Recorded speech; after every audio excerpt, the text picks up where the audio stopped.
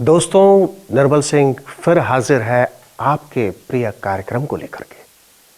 आइए सुनते हैं एक सुंदर गीत।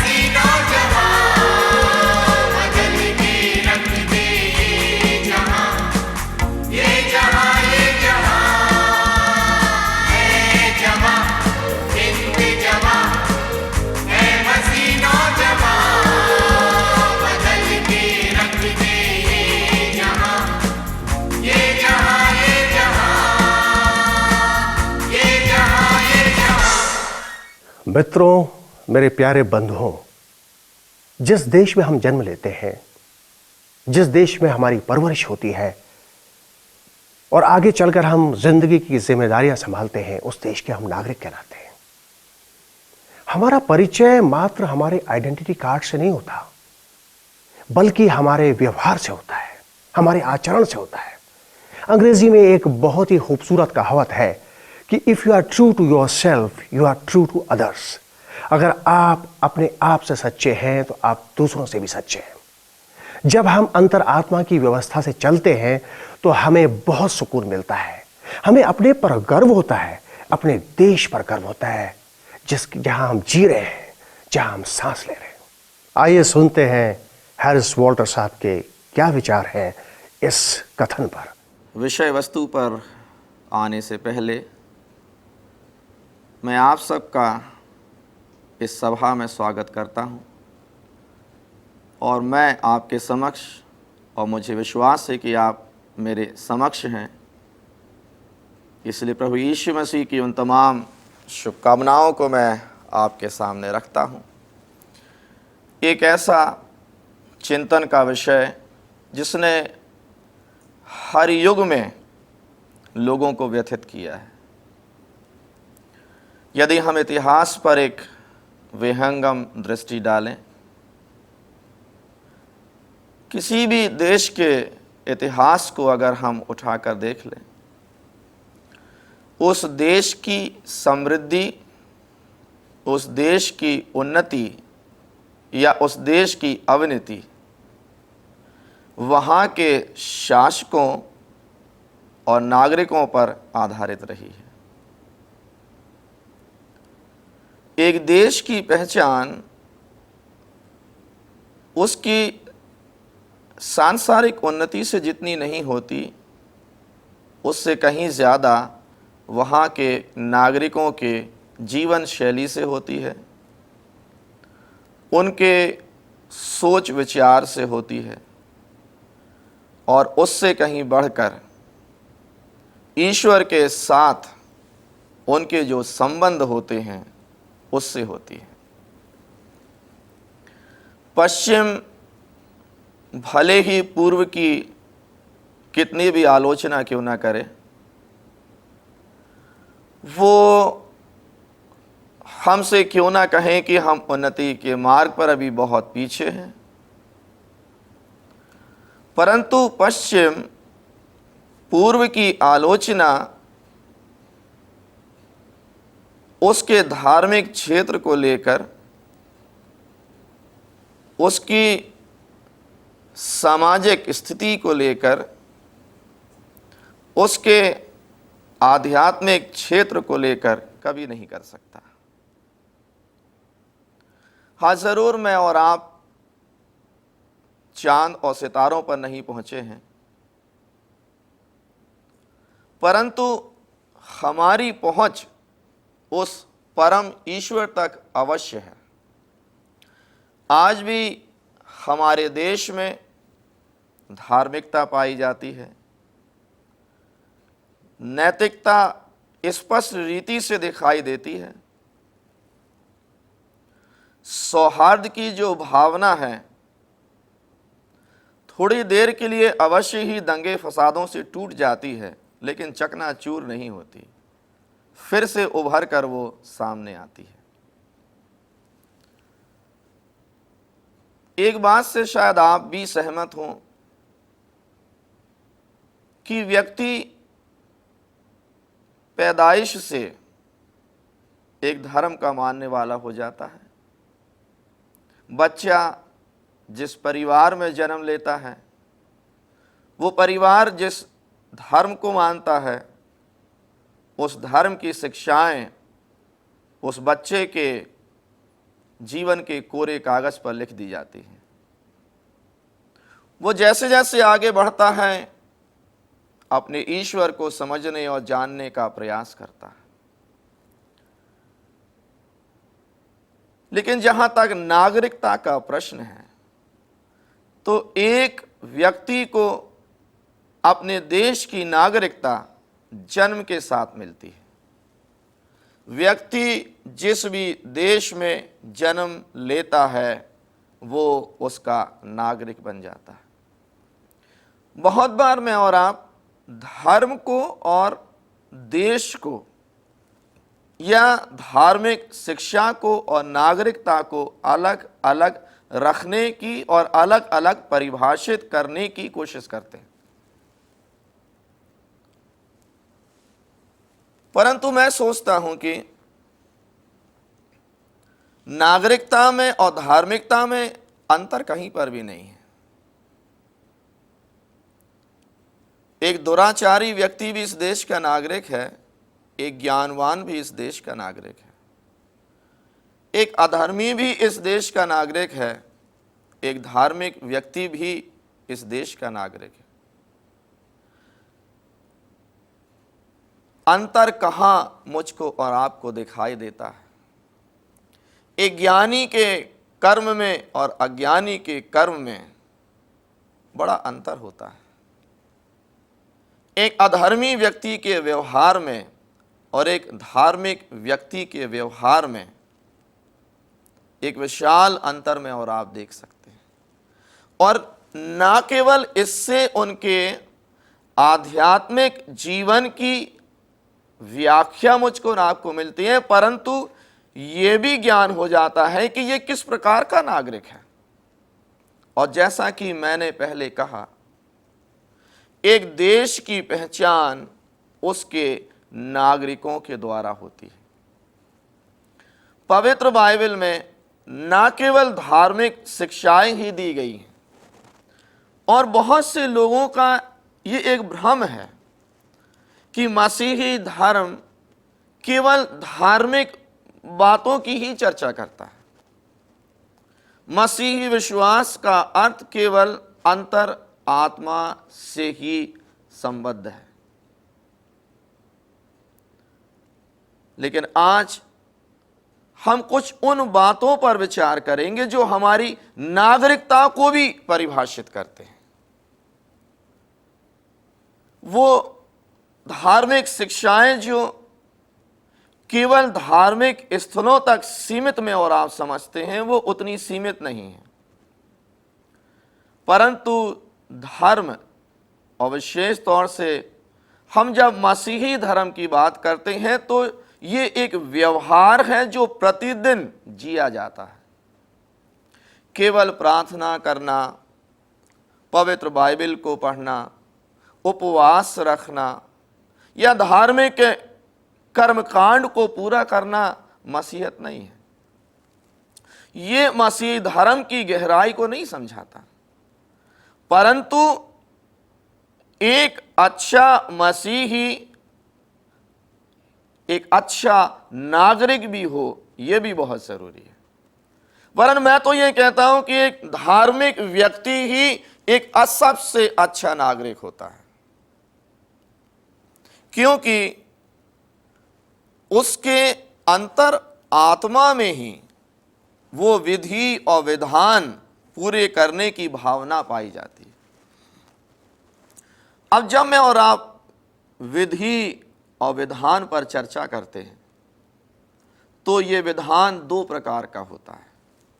एक बाहर होता है जहां से व्यक्ति पर दबाव डाला जाता है, आपको इस प्रकार से कार्य करना है, आपको इन नियमों का पालन करना है, आपको इन विधानों का पालन करना है, और उसके लिए मेरे और आपके देश में सुरक्षा व्यवस्था है, कचहरी है, पुलिस की व्यवस्था है।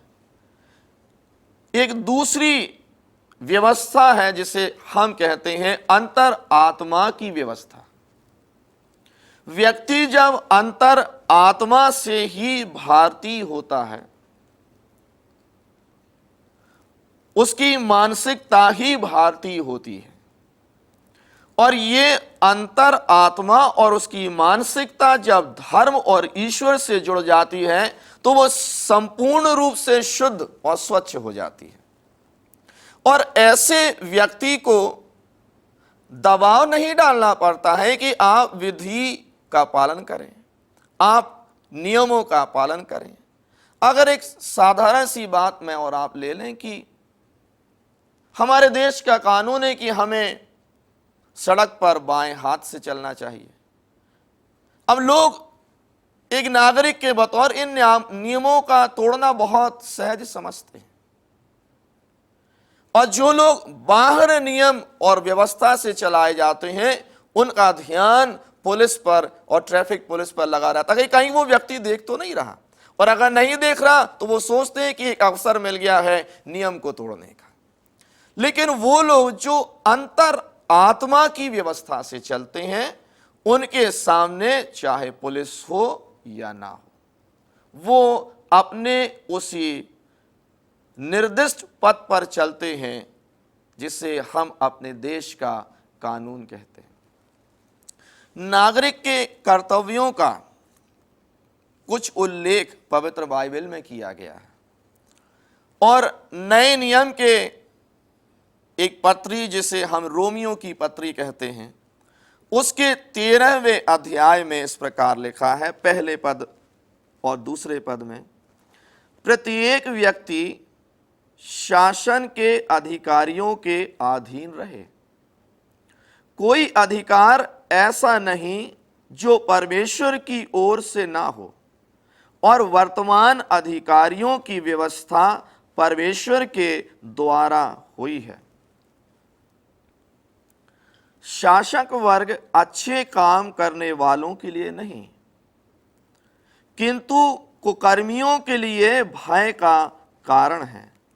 क्या तुम शासन से निर्भय रहना चाहते हो तो अच्छे काम करो और वह तुम्हारी प्रशंसा करेगा। देश के कानून का डर किन लोगों को है? थोड़ा सा इस पर हम सोचने की कोशिश करें। पुलिस की व्यवस्था, कोर्ट कचहरी की व्यवस्था किन लोगों के लिए है? किन के मन में इन लोगों का भय पाया जाता है? केवल उनके लिए जो कानून तोड़ने की कोशिश करते हैं। लेकिन एक व्यक्ति जो स्वतः ही एक अच्छे नागरिक के कर्तव्यों को भी करता है, अपने अधिकारों का भी उपयोग करता है, वो एक निर्भय व्यक्ति की तरह होता है, क्योंकि उसके अंदर भय व्याप्त ही नहीं हो पाता। ये भय व्याप्त क्यों नहीं हो पाता? इसका कारण बड़ा सहज है, क्योंकि वो देश के कानून को नहीं तोड़ने की कोशिश करता।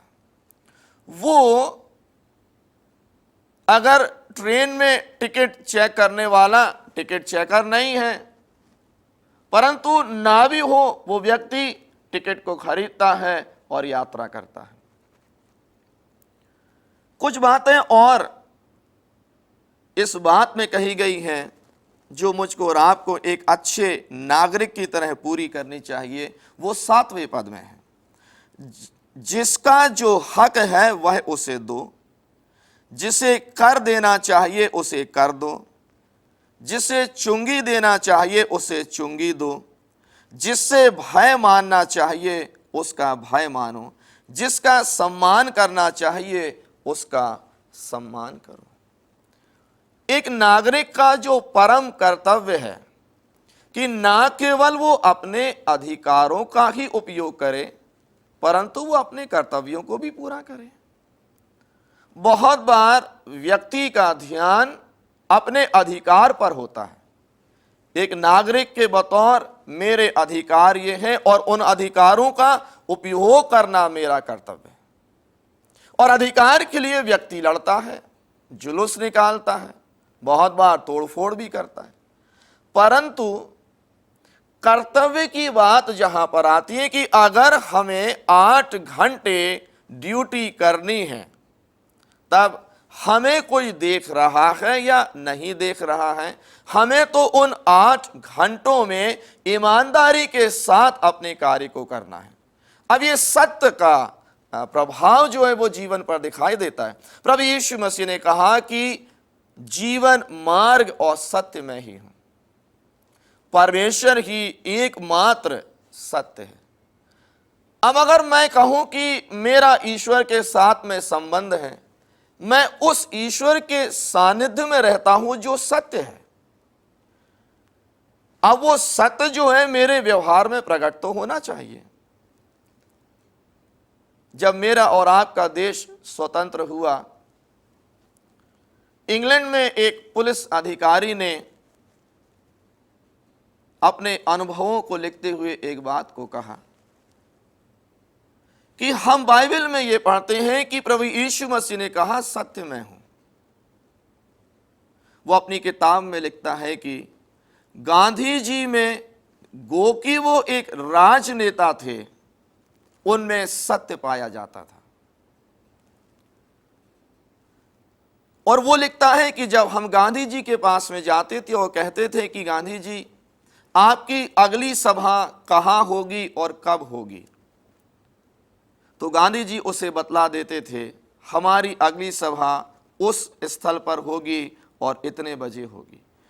और वो लिखता है कि गांधी जी कभी भी उसमें धोखा नहीं देते थे, और वो एक सत्य था जो गांधी जी में पाया जाता था कि भले ही वो पॉलिटिशियन थे लेकिन एक ईमानदार राजनेता थे। आज शासक वर्ग में भी इस सत्य की परम आवश्यकता है। राजनीति का मतलब गंदगी नहीं है, राजनीति का अर्थ भ्रष्टाचार नहीं है, या समाज में अधिकारों को प्राप्त करने का अर्थ दूसरे का शोषण करना नहीं है। हम चाहे ऐसे वर्ग में हो जो शासन करता है, हम चाहे एक ऐसे वर्ग में हो जो शासित है, परंतु नागरिक तो दोनों हैं। और अगर वो ईश्वर का सत्य हमारे अंदर पाया जाता है तो वो हमारे उन कार्यों में, उन कर्मों में और कर्तव्यों में स्पष्ट रीति से परिलक्षित होता है कि हमारे अंदर सत्य पाया जाता है। इसलिए ना केवल इस देश में रहते हुए मुझको और आपको अपने धर्म का ही पालन करना है, परंतु मुझको और आपको एक अच्छे नागरिक का उदाहरण भी प्रस्तुत करना है। और वर्तमान की स्थिति तो बड़ी दयनीय है। आज जब देश के हालात को मैं और आप देखते हैं तो पाते हैं कि कहां सत्य को हम ढूंढेंगे, कहां पर शुद्धता को हम ढूंढेंगे। और यह केवल इसलिए है कि व्यक्ति ईश्वर के सानिध्य में नहीं पहुंच पा रहा है। वो ईश्वर की शिक्षाओं को अपने धार्मिक स्थलों से सुनता तो है, उस पर कभी कभी मंथन तो करता है, परंतु उसने हमेशा ही धार्मिकता को और नागरिकता को अलग अलग रखने की कोशिश की है। अगर मैं मसीही समाज का एक धर्म गुरु हूं तो मैं इस देश का एक नागरिक भी हूं, और धर्म गुरु का मुखौटा लगाकर मैं धार्मिक शिक्षाओं को लोगों को बतलाता हूं, सिखाता हूं। मैं ईमानदारी की बात करता हूं, मैं सत्य की बात करता हूं। लेकिन जब नागरिक होकर मैं विचरण करता हूं, मैं समाज में चलता और फिरता हूं, तो मेरा ध्यान भ्रष्टाचार की ओर होता है। पवित्र बाइबल एक बात को स्पष्ट रीति से बतलाना चाहती है कि ये दो नाव पर पैर रखकर हम नहीं चल सकते, हम दोहरा जीवन नहीं जी सकते। हम पाप और धर्म दोनों का उपभोग नहीं कर सकते। हम एक ही सोते से मीठा जल और कड़वा जल या खारा जल नहीं निकाल सकते। एक व्यक्ति अगर सच में वो धार्मिक है तो निश्चित है कि वो एक अच्छा नागरिक भी है। और जितना मेरा और आपका धर्म के प्रति कर्तव्य पाया जाता है, उतना ही मेरा और आपका कर्तव्य अपने देश की नागरिकता, अपने देश की अस्मिता और अपने देश की संस्कृति और मान और सम्मान के प्रति भी है।